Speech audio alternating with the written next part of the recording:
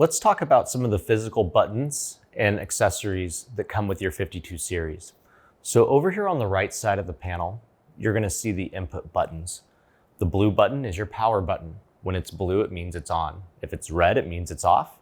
And if it's flashing back and forth, what that means is that you've pressed this button and it's put the board to sleep. You can simply touch the board or press that button to wake it back up. Next to the power button is the home button. Anytime you press that house or home button, it's going to take you from whatever input you're on back to the ViewBoard OS. Next to that is your back button. The back button is for the ViewBoard computer.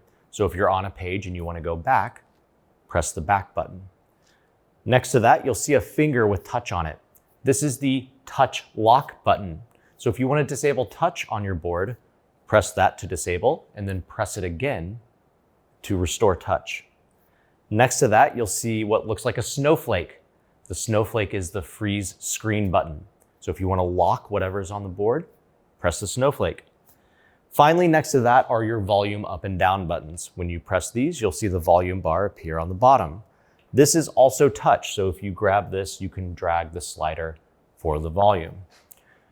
Now, depending on the model of 52 series you'll have a microphone array here in the middle, or it might be on the top of your board. The styluses magnetize to the front of the board. So you'll see the spots that they go in with little right angles. Your inputs will be on the far left side of the board. You'll see 2 USB ports. This is an active hub. So these ports will connect to whatever device is currently the active input. So if you have a built-in PC, these USB ports will activate on that. If you're on the ViewBoard OS, they will be connected to the ViewBoard OS. Or if you have an external computer connected with the USB cable, these will be active. You'll also see a touch and HDMI cable input. Remember, when you're connecting an external laptop, if you're plugging in HDMI, you also need that USB cable to enable touch.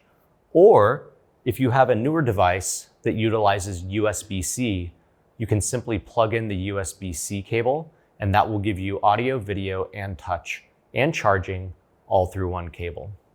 Finally, you'll notice that the board comes with an eraser. The eraser is magnetic and can magnetize to the bottom, or you can put it on the back.